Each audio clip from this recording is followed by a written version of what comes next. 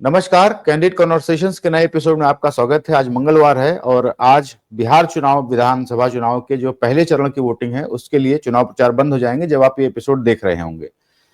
तो सर, हम लोग एक बार जरा विस्तार से आज बात करेंगे, क्योंकि अब लगभग मामला फाइनल है जी। और शायद वोटर भी मन बना चुके होंगे किसको कहाँ वोट देना। लेकिन सर, एक जरा टर्निंग पॉइंट आया, एक घटना हुई जो वो दुलार चंद यादव की हत्या हुई मोकामा में, और अनंत सिंह जी फाइनली काफी इंतजार के बाद, शायद से उनको समझा बुझा करके सहमति के बाद उनको जेल भेज दिया गया। और अब वहां पे कमान संभाल ली है ललन सिंह जी ने। ललन सिंह जी केंद्रीय मंत्री हैं और जेडीयू में एक बड़ा पद रखते हैं। और कल से जो उनके वीडियोज आ रहे हैं उसमें दो वीडियो सर मुझे उनका जिक्र करना है। एक, जब उन्होंने अपने कार्यकर्ताओं को संबोधित करते हुए कहा कि अब चूंकि अनंत सिंह जी अब चूंकि नहीं है तो मेरी जिम्मेदारी बढ़ गई है और अब उनकी जगह मैं कमान संभाल रहा हूं और अब सब मेरे ढंग से चलेगा और मैं ये चुनाव लड़ता हूं। दूसरा सर, एक उनका ज्यादा जो आपत्तिजनक वीडियो आया है उसको जरा मैं एक बार दिखाना चाहता हूं आपको, और फिर मेरा पहला सवाल उसके ऊपर है। उसके बाद हम लोग बिहार पे जरा और विस्तार से बात करेंगे। वो वीडियो जरा आप दिखाओ। एक आगो नेता हाथी तो चुनाव के दिन उनका घर से निकले मत ही हो, उनका घरे में काट कर दी। आप बहुत अगर हाथ जोड़तो तो कहियो कि तू चला हमनी के साथ अपन वोट गिरावा और आके घर में जिंदाबाद। इसलिए आज से सब लोग कमान संभाल लें और कमान संभाल के चुनाव में अब समय नहीं। तो ये सर केंद्रीय मंत्री हैं और ये कह रहे हैं कि घर से निकलने मत दो, और अगर कहे तो कह दो चल के हमारे हिसाब से वोट गिराओ और घर में आकर के बैठो। सर, ये इस पे आपको नहीं लगता कि एफआईआर होना चाहिए और उनको जेल भेजा जाना चाहिए? चुनाव आयोग अगर देश में जिंदा है आज की डेट में तो इस पे बिल्कुल मैं आपसे सहमत हूं। इसके ऊपर एफआईआर होनी चाहिए, चुनाव आयोग को उसका संज्ञान लेना चाहिए, हस्तक्षेप करना चाहिए और ललन सिंह के खिलाफ मुकदमा कायम करके उनके खिलाफ कानूनी कार्रवाई करनी चाहिए। मैं आपकी बात से बिल्कुल सहमत हूं। जहां तक सवाल उठता है कि ललन सिंह जिस तरीके से मोकामा में अनंत सिंह का चुनाव चला रहे हैं, उसका कुल मिलाकर बिहार के चुनाव पर क्या असर होगा, इस प्रश्न पर भी हम लोगों को गौर करना है। और जाहिर है कि ये वीडियो जब हम लोग देख रहे हैं तो बिहार में बहुत से लोग देख रहे होंगे इस वीडियो को। ये वीडियो यादवों के पास भी जा रहा होगा, ये वीडियो दूसरी पिछड़ी जातियां हैं उनके पास भी जा रहा होगा, ये वीडियो दलितों के पास भी जा रहा होगा। और इस तरह के वीडियो से संदेश मिल रहा होगा कि अगर ललन सिंह की बिरादरी मुख्यमंत्री पद पर काबिज हो जाएगी या भारतीय जनता पार्टी और नीतीश कुमार की पार्टी का एक हिस्सा, मैं पूरी नीतीश कुमार की जनता यूनाइटेड की बात नहीं कर रहा हूं, मैं मानता हूं जनता यूनाइटेड दो हिस्सों में बटी हुई है। एक हिस्से पर ललन सिंह और उन जैसे लोगों का कब्जा है और एक हिस्सा अभी भी जो नीतीश कुमार की एक पुरानी राजनीति है, कमजोर जातियों की तरफ झुकी हुई, एक हिस्सा उनकी तरफ है। तो ये संदेश सब कमजोर जातियों तक पहुंच रहा होगा और उनको समझ में आ रहा होगा कि अगर इन लोगों का कब्जा हो गया सत्ता के ऊपर और ये लोग नीतीश कुमार को हटाकर ऐसे ही किसी व्यक्ति को सत्ता पर बैठा दिया गया, तो उनके पास जो थोड़ा बहुत एल्बो रूम था, जो एनडीए के शासनकाल में थोड़ा बहुत एल्बो रूम था, थोड़ी बहुत गुंजाइश रहती थी, वो गुंजाइश भी समाप्त हो जाएगी। तो मैं ये मानता हूं कि मोकामा की घटना में दुलारचंद यादव की हत्या और उसके बाद ललन सिंह का ये जो परफॉर्मेंस है जो अभी आपने दिखाया, इन दोनों को अगर मिला लिया जाए तो बिहार के चुनाव में एक हालात ये बनते दिख रहे हैं कि वहां पर जातिगत ध्रुवीकरण हो जाए और वो अगड़ा बनाम पिछड़े के तौर पे हो जाए जातिगत ध्रुवीकरण। और अगर ऐसा ध्रुवीकरण हुआ तो मैं समझता हूं कि उसका कुछ ना कुछ असर जो अति पिछड़ा समाज है, अति पिछड़ा समाज की वोटिंग प्राथमिकताओं के ऊपर भी पड़ेगा। कितना पड़ेगा उसका कुल मिलाकर चुनाव नतीजे उसमें क्या रूप लेंगे ये तो अभी नहीं कह सकता। ऐसी भविष्यवाणी करना तो हम लोगों को चाहिए भी नहीं और हम लोगों में वो क्षमताएं भी नहीं है। लेकिन या तो ये है कि ललन सिंह के ये कहने करने का कोई असर नहीं पड़ेगा, चुनाव आयोग भी उसको नजरअंदाज कर देगा, मतदाता भी उसको नजरअंदाज कर देंगे, पिछड़ी जातियां जहां थी वहीं बनी रहेंगी ऊंची जातियां जहां थी वहीं बनी रहेंगी, सब कुछ वैसा का वैसा ही रहेगा। एक दृष्टिकोण तो यह है। दूसरा दृष्टिकोण यह है कि दुलार चंद यादव की हत्या और ललन सिंह के इस प्रदर्शन से चुनाव के ऊपर कुछ असर पड़ेगा। वो असर एक ही हो सकता है कि अगड़ा बनाम पिछड़े का ध्रुवीकरण हो, और उस ध्रुवीकरण में जो अति पिछड़ी जातियों का एक बड़ा हिस्सा जो है, बड़ा अगर बहुत बड़ा नहीं तो कम से कम 25-30% का हिस्सा महागठबंधन की तरफ शिफ्ट हो। इस प्रकार की संभावना यहां पर खुलती हुई दिखाई देती है। जी सर, ललन सिंह को लेकर के एक और सवाल मेरे मन में है। जिस ढंग से ललन सिंह आगे आए हैं, और आपने देखा हो कि अभी कुछ दिनों पहले जब एक नरेंद्र मोदी जी रोड शो कर रहे थे तो उसमें उनकी जीप पे नीतीश कुमार नहीं थे, वो ललन सिंह थे। क्या आपको कहीं ये लगता है कि ये ललन सिंह बीजेपी का प्लान बी है कि अगर कुछ सीटें कम रह जाएं और नीतीश कुमार को मुख्यमंत्री न बनाया जाए और कहीं फिर से वो पलटी मारने का प्रयास करे, तो ललन सिंह वो आदमी होंगे जो विधायकों को तोड़ करके लाएंगे और वो एक फैक्शन लेकर के अलग हो जाए, नीतीश कुमार को थैंक यू बोला जाए? आप तो बिल्कुल ठीक बात बोल रहे हैं, मैं उस बात से पूरी तरह सहमत हूं। जब पिछली बार संसद के अंदर ऑपरेशन सिंदूर के ऊपर बहस हुई थी, उसमें ललन सिंह का भाषण सुना था आपने? वो भाषण इस तरह नहीं दे रहे थे कि वो नीतीश कुमार की पार्टी के नेता हैं, भाषण इस तरह दे रहे थे ऐसे कि वो भारतीय जनता पार्टी के नेता हैं। ललन सिंह का पूरा आचरण जो है, हालांकि मुझे सुशील मोदी का भी एक पुराना वक्तव्य याद है जो मैंने खुद सुना था। जब नीतीश कुमार पलटी मार गए थे और महागठबंधन की तरफ चले गए थे, सुशील मोदी ने कहा था कि सबसे खतरनाक आदमी जो है वो ललन सिंह है, वही ये सब जो है प्रपंच रचता है, ये सुशील मोदी का कहना था। अब सुशील मोदी नहीं है हमारे बीच में, इसका मतलब सुशील मोदी उन दिनों ललन सिंह को भाजपा में घुसने, भाजपा की तरफ झुकने, भाजपा की तरफ घुसने और भाजपा का एजेंट बनने में कोई बाधक थे। चूंकि अब सुशील मोदी नहीं रहे तो अब ललन सिंह को आजादी मिल गई और उन्होंने भाजपा से अच्छी खासी साठगांठ वगैरह कर ली है। नीतीश कुमार कई मामलों में उनके ऊपर निर्भर है, हम लोग इस बात को जानते हैं। और इस बात को लेकर नीतीश कुमार ने एक आध बार ललन सिंह को काट छांट करके छोटा करने की भी कोशिश की है, हम लोग ये बात भी जानते हैं, लेकिन वो दरअसल कामयाब नहीं हो पाई, क्योंकि आखिरकार तो नीतीश कुमार को भी एक एजेंट चाहिए, एक व्यक्ति चाहिए जो भाजपा और उनके बीच में एक पुल का काम कर सके। पहले भाजपा की तरफ से सुशील मोदी ये काम करते थे, अब जनता दल यूनाइटेड की तरफ से ललन सिंह ये काम करते हैं। तो वो निश्चित रूप से अगर भाजपा को अपना मुख्यमंत्री बनाने में कोई दिक्कत हो रही होगी, एमएलए की संख्या में कमी होगी, तो ललन सिंह काम आएंगे, इसमें कोई शक की बात नहीं। इसी के साथ में मैं ये भी कहना चाहता हूं कि भारतीय जनता पार्टी के अंदर से इस प्रकार के संदेश मिल रहे हैं कि अगर भाजपा को अपना मुख्यमंत्री बनाना पड़ा तो उस सूची में जो जो लोग संभावित लोग हैं उसमें सबसे ऊपर सम्राट चौधरी का नाम है। अभी तारापुर में, शायद तारापुर से लड़ रहे हैं ना सम्राट चौधरी, हाँ, तो अभी तारापुर में भाषण देते हुए अमित शाह ने ये वक्तव्य दिया था कि आप इनको जिताइए, हम इनको बहुत बड़ा आदमी बनाने के लिए जा रहे हैं। अब वो बड़ा आदमी क्या है, मुख्यमंत्री पद का नाम तो उन्होंने नहीं लिया, लेकिन बड़ा आदमी बनाने के जा रहे हैं, ये अमित शाह ने वहां पर कहा है। फिर मौर्या होटल में जब घोषणा पत्र पेश किया जा रहा था और वो 26 सेकंड में खत्म हो गया वो घोषणा पत्र का कार्यक्रम, तो उसमें जो सब नेता चले गए तो वहां एक ही नेता रह गया था, वो थे सम्राट चौधरी, और उन्होंने अपने विचित्र अटपटे और अनपढ़ जैसे अंदाज में उस घोषणा पत्र की कुछ लाइनें पढ़ी वहां पर।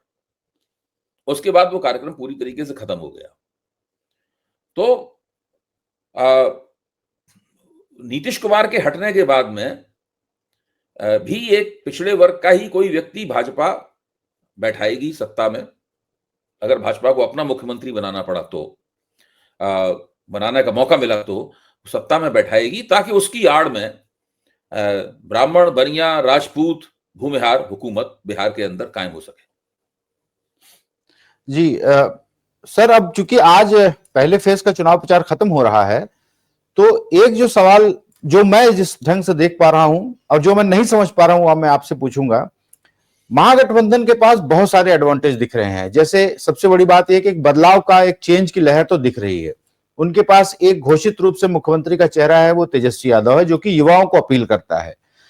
उनकी घोषणाएं कॉन्क्रीट है कि मैं 20 महीने में लाऊंगा बिल, 20 दिन में बिल लाऊंगा कि 20 महीने में हर घर में एक नौकरी होगी। दे पाएंगे नहीं दे पाएंगे अलग बात है, लेकिन उनके पास कॉन्क्रीट घोषणाएं हैं। उनकी मदद करने के लिए एक बड़ा चेहरा राहुल गांधी लगे हुए हैं, प्रियंका गांधी लगे हुए हैं, अखिलेश यादव की बहुत पॉपुलैरिटी है, खेसारी लाल यादव की वहां बहुत पॉपुलैरिटी है। बीच में थोड़ी मोड़ी जो सीट के लेकर के झगड़े थे, अगर उसको छोड़ दे तो मोर और लेस वो ठीक चल रहा महागठबंधन, और परिस्थितियां उनके पक्ष में लग रही हैं। इधर एनडीए मतलब मुख्यमंत्री के चेहरे पर खींचतान है, साफ साफ जवाब नहीं है। लोगों को लगता है कि अब नीतीश कुमार की पारी खत्म हो गई है, शायद वो शारीरिक रूप से या बौद्धिक रूप से उतना सक्षम नहीं है कि दोबारा से मुख्यमंत्री बनाए जाएं। बीजेपी हमेशा से अपना प्रयास करती रहती कि हमारी अपनी सरकार हो, ये सब वहां पे चल रहा है। लेकिन सर जब भी किसी से बात करिए तो कोई भी खुलेआम ये नहीं कहता है कि नहीं नहीं महागठबंधन जीत रहा है। बहुत सारे दर्शकों को हमारी शिकायत रहती है कि हम लोग तो हर बार ये कहते हैं कि हाँ विपक्ष जीत रहा है और बाद में नहीं जीतते हैं। लेकिन मैं दर्शकों के नजरिए से पूछता हूं कि दो तीन चीजें में जो मैं नहीं गेज कर पा रहा हूं या शायद कोई नहीं गेज कर पा रहा है, उसमें एक एसआईआर का जो रोल है, उसमें जो वोट्स काटे गए हैं छांट छांट करके, नंबर एक, प्रशांत किशोर का रोल, और तीसरा जो सब लोग कह रहे हैं कि जो 10,000 रुपए नीतीश कुमार ने महिलाओं के खाते में दिए हैं, वो एक अंदर ही अंदर जो उनका महिला वोट है वो बहुत इंटैक्ट है, और उसके दम पे जो है काफी कुछ नीतीश कुमार भरोसा कर रहे हैं कि हमें फिर से वोट मिलेगा। इन तीनों चीजों को सर आप कैसे देख रहे हैं, और हमें फाइनली क्या समझना चाहिए कि अभी बदलाव की हम लोग उम्मीद रखें या चुनाव फंसा हुआ दिख रहा है आपको? देखिए, मैं एक नई फ्रेज का, एक नए फिक्रे का इस्तेमाल करूंगा। ये तो सब पुराने फिक्रे हो गए कि चुनाव फंसा हुआ है वगैरह। मैं कहूंगा कि बिहार का चुनाव एक गुमसुम व्यक्ति की तरह बैठा हुआ है। वो कह ही नहीं रहा है कि उसको तकलीफ हो रही है या वो खुश है, वो उत्तेजित है कि शांत है। वो एक घुन्न मथुन गुमसुम व्यक्ति की तरह बैठा हुआ है बिहार का चुनाव। किसी इतने महत्वपूर्ण चुनाव पर जितनी ठंडक इस वक्त सारे जगह लग रही है, मतलब यहां तक कि सोशल मीडिया के दर्शकों के बीच में भी ठंडापन है। आप देखिए कि इस वक्त सोशल मीडिया के विभिन्न प्लेटफॉर्म्स के ऊपर जो वीडियो बन रहे हैं, ऐसा नहीं है कि वो वीडियो लाखों लाखों लोग देख रहे हों। शायद ही कोई वीडियो है जो थोड़ा बहुत आगे बढ़ता है, वरना वो वीडियो जो बहुत अच्छा वीडियो होता है वो 50, 60, 70, 80 हजार पे जाके वो दम तोड़ देता है। कोई बिरला वीडियो ही आगे 2-3 लाख पे पहुंचता है। पता नहीं बिहार चुनाव से संबंधित जनता जो है, जो बहुत ही पॉलिटिसाइज्ड है, हाईली राजनीतिकृत है, वो क्या चाहती है और वो क्या सोच रही है। दरअसल कहीं से भी कोई रुझान बहुत स्पष्ट नहीं दिखाई पड़ रहा है। अच्छा, जो बिहार चुनाव के एक बहुत बड़ी हस्ती है नीतीश कुमार। नीतीश कुमार को अगर आप प्रतीक के तौर पर देखें तो आप नीतीश कुमार भी घुन्न मथुन है। नीतीश कुमार न मुस्कुरा रहे हैं, न उत्तेजित हैं, न बोल रहे हैं, कुछ नहीं। इतनी खामोशी आपने कभी देखी है नीतीश कुमार की तरफ से? इतनी खामोशी इस वक्त है। इसका मतलब यह नहीं है कि वो सक्रिय नहीं है, सक्रिय तो वो बहुत ज्यादा है। उन्होंने साफ कह दिया है कि वो प्रधानमंत्री के साथ में उनके रोड शो में नहीं आएंगे, वो मधेपुरा में प्रचार करेंगे उस दिन, उन्होंने कहा। तो फिर प्रधानमंत्री के साथ कोई ना कोई जनता यूनाइटेड का होना चाहिए। तो ललन सिंह वहां जाके वहां खड़े हो गए। ललन सिंह को अच्छा भी लगा होगा, क्योंकि वो तो खुद ही मन वचन कर्म से भाजपाई हैं, तो वहां पे खड़े हो गए आकर। और इस तरह जनता दल यूनाइटेड का की नुमाइंदगी भी वहां पे हो गई प्रधानमंत्री के साथ में। नीतीश कुमार क्या कर रहे हैं? नीतीश कुमार रोज अलग जीप में लगातार यात्राएं कर रहे हैं। बड़ा जबरदस्त दौरा चल रहा है उनका अपने प्रभाव क्षेत्रों में। नीतीश कुमार का जहां जहां वो जाना चाहते हैं, वो चुन चुन कर जगहों पे जा रहे हैं, सब जगह नहीं जा रहे हैं। 20 साल पुराने मुख्यमंत्री के तौर पर उनको सब जगह जाना चाहिए, लेकिन ऐसा नहीं है, वो सब जगह नहीं जा रहे हैं। वो रोज 150 से 200, 250 किलोमीटर का सफर कर रहे हैं और काफी मेहनत कर रहे हैं वो चुनाव प्रचार के ऊपर, क्योंकि वो जानते हैं कि इस बार अगर उनका प्रदर्शन अच्छा नहीं रहा तो उनकी राजनीतिक पारी का इसी चुनाव में अंत हो जाएगा। उम्र उनके साथ नहीं है, उभर पाएंगे नहीं दोबारा, उत्तराधिकारी उनके पास है नहीं। पहले तो उनके बेटे के लड़ने वड़ने की बात हो रही थी, वो तो सब कुछ हुआ नहीं, तो उत्तराधिकारी उनके पास है नहीं। और फिर ये जो है ललन सिंह वगैरह जो हैं, पार्टी कब्जा कर लेंगे, जनता दल यूनाइटेड का भी अंत हो जाएगा और पार्टी धीरे धीरे कर भाजपा में पिघल कर, जैसे कोई चीज पिघल के किसी दूसरी चीज में शामिल हो जाती है, इस तरीके से शामिल हो जाएगी और जनता दल यूनाइटेड अतीत की चीज बन जाएगा। और ये 3-4 साल में ही हो जाएगा, पहले 2-3 साल में ही हो जाएगा चुनाव नतीजों के बाद, अगर उसमें नीतीश कुमार की पारी खत्म होती है तो। इसलिए नीतीश कुमार बड़ी मेहनत कर रहे हैं और उनकी पूरी कोशिश है कि उनका अच्छा प्रदर्शन हो और बढ़िया अच्छे एमएलए की संख्या उनके पास आए और पिछली बार अगर पिछली बार ऐसा प्रदर्शन रहा तो खेल खत्म, पैसा हजम, फिर कोई कुछ नहीं कर सकता। तो ये तो यहाँ पे ये स्थिति बनी हुई है। तो मैं ये मानता हूं कि सभी पार्टियां लगी हुई हैं, सभी पार्टियां मेहनत कर रही हैं, मतदाता नहीं बोल रहा है, रुझान नहीं दिखाई पड़ रहे हैं, सब लोग कह रहे हैं इसकी भी संभावना है, उसकी भी संभावना है, उसकी भी संभावना है। अब कल मैंने जितने भी अभी तक प्री पोल सर्वे हुए हैं उन सबके आंकड़ों के ऊपर एक निगाह दौड़ाई। कल मैंने काफी समय लगाया इसके अंदर, मैं उनको देखता रहा आंकड़ों को। तो उसमें से 2 एजेंसियां जो हैं वो कह रही हैं कि महागठबंधन की सरकार बन सकती है, लेकिन बाकी 7-8 एजेंसियां कह रही हैं कि एनडीए की ही सरकार बनेगी। दोनों ये मान रहे हैं कि जिसकी भी सरकार बनेगी जो अंतर होगा, मार्जिन होगा, वो बहुत ही कम होगा। महागठबंधन की सरकार बनाने वाले भी कह रहे हैं कि बहुत कम मार्जिन से सरकार बनेगी, और वो लोग भी कह रहे हैं बहुत कम मार्जिन से सरकार बनेगी। लेकिन इन तमाम सर्वेक्षणों में 2-3 समानताएं हैं। एक समानता यह है कि तेजस्वी यादव मुख्यमंत्री की पसंद में सबसे आगे हैं और बाकी लोग उनसे काफी पीछे हैं। इसको वो भी मान रहे हैं जो कि एनडीए की सरकार बना रहे हैं। दूसरी समानता यह है इसमें कि बेरोजगारी सबसे बड़ा मुद्दा है। इसको सब लोग मान रहे हैं कि बेरोजगारी जो है वो सबसे बड़ा मुद्दा है। तीसरी समानता यह है कि सब लोग ये भी मान रहे हैं कि जो ईबीसी है, जो अति पिछड़ा वर्ग है, मतलब जो है वो इस चुनाव में स्विंग वोटर की तरह आचरण कर सकता है। यानी और पहली बार नीतीश कुमार को उस वोटर की गोलबंदी के मैदान में कुछ चुनौती प्राप्त हो रही है। इससे पहले चुनौती ही नहीं थी। क्यों? राष्ट्रीय जनता दल कोई कोशिश करता नहीं था, कांग्रेस के पास इस तरह का कोई रणनीतिक सुझाव नहीं था कि भाई इस वोटर को अपनी ओर खींचा जाए। तो जो अति पिछड़ा वर्ग था, नीतीश कुमार उसके बीच में ऐसे कहते हैं बेरोक टोक विचरण करते थे, और केवल वही उसके वोटों के दावेदार थे, बड़े दावेदार थे, पहले नंबर के दावेदार थे। और इन बिरादरियों में ज्यादातर लोग उनको अपना नेता मानते भी थे, नीतीश कुमार को। अब ये अति पिछड़ा वर्ग है जो 36% आबादी है, ये कई तरह का है। एक वोटिंग धारा, उसमें लव कुश वोट वाली धारा है, जिसका बहुत अच्छा नुमाइंदा नीतीश कुमार या सम्राट चौधरी जैसे लोगों को माना जाता है, लव कुश वोट वाली है। अब जो मुकेश सहनी वाली धारा है, ये धारा लव कुश धारा से अलग तरह की धारा है, लेकिन उससे सटी हुई है, अलग तरह की धारा होने के बावजूद सटी हुई है। और भी बहुत छोटी छोटी बिरादरियां हैं जिन तक राजनीतिक संदेश पहुंचाना भी नामुमकिन है। तो ये जो 36% वोट है, वो कई जगह बट के वोट देता था। कुछ थोड़ा बहुत वोट बीजेपी भी ले जाती थी, उम्मीदवारों वगैरह के जरिए कुछ वोट महागठबंधन के पास भी जाता था, लेकिन ज्यादा बड़ा हिस्सा पिछले चुनाव में 58% अति पिछड़ा वोट नीतीश कुमार के जरिए इसको मिला था, एनडीए को मिला था। और ये बहुत इस बार वो 58% अगर फिर से इनको मिल गया वैसा का वैसा ही, या थोड़ा बहुत 1-2% कम ज्यादा से कोई फर्क नहीं पड़ता, तो फिर बिहार में सत्ता परिवर्तन नहीं हो पाएगा। उसकी वजह साफ है, मुझे तो साफ तौर पर दिखाई पड़ता है कि ऊंची जातियों का वोट जैसे पहले मिला था बीजेपी और एनडीए को, उसी तरीके से प्राप्त होगा। इसमें हम लोगों को किसी भी परिवर्तन की कोई भी संभावना नहीं देखनी चाहिए।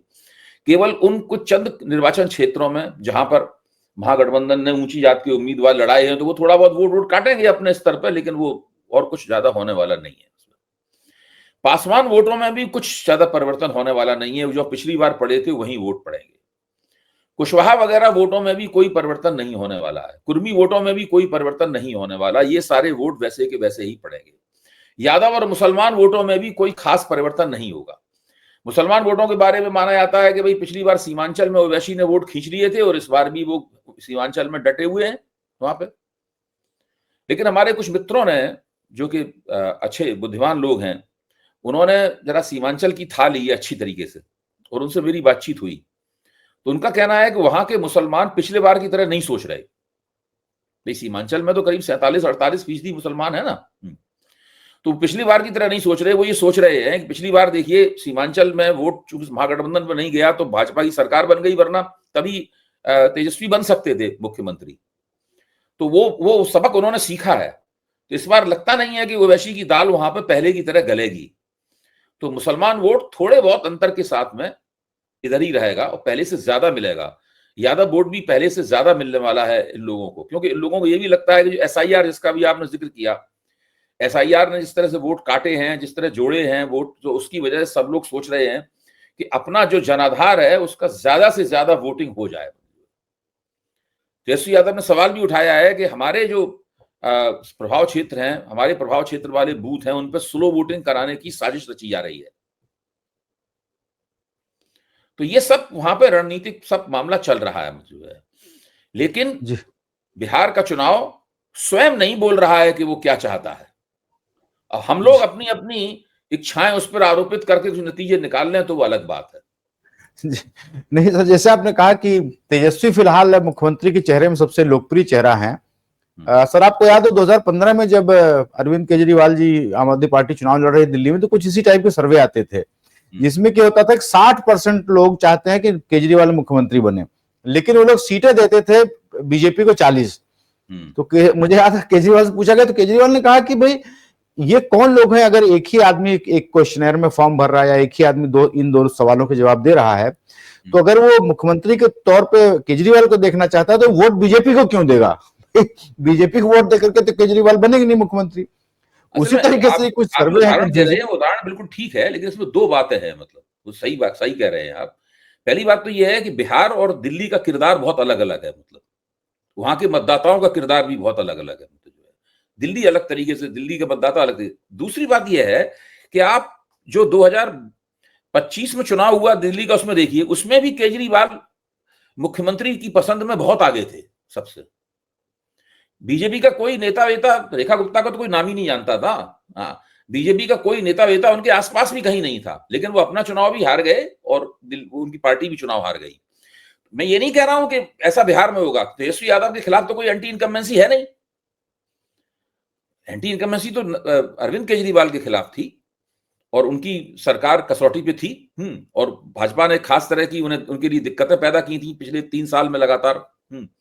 तो वो ऐसी स्थिति बिहार में है नहीं। मत तो बिहार में तेजस्वी का आगे होना तेजस्वी के लिए सकारात्मक परिणामों को लाने वाला होना चाहिए। मैं आपकी इस बात से सहमत हूं, लेकिन वो सकारात्मक परिणाम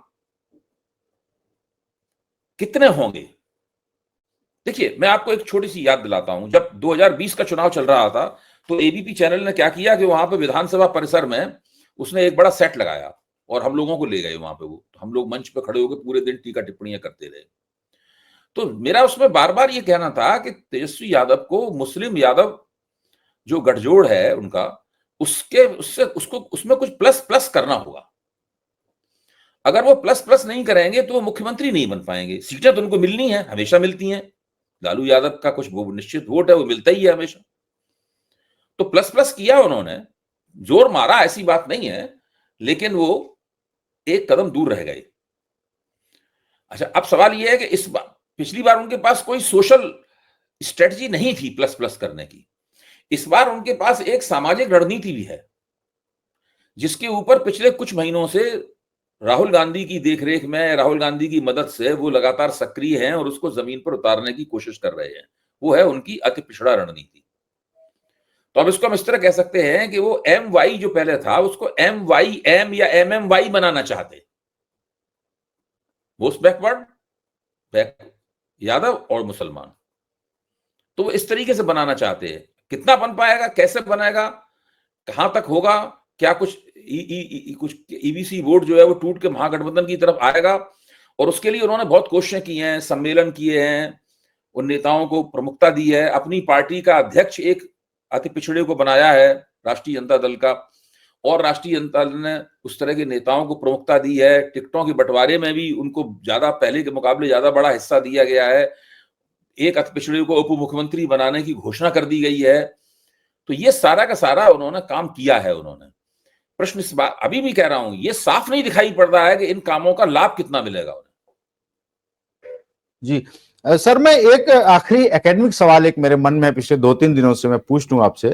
पूछिए। आजकल एकेडमिक सवाल कोई पूछता ही कहां है। नहीं, जैसे भाजपा ही चाहती है कि तेजस्वी यादव को उसी लालू के जंगल राज को एक किया जाए। हालांकि जंगल राज जैसा कुछ तो था नहीं।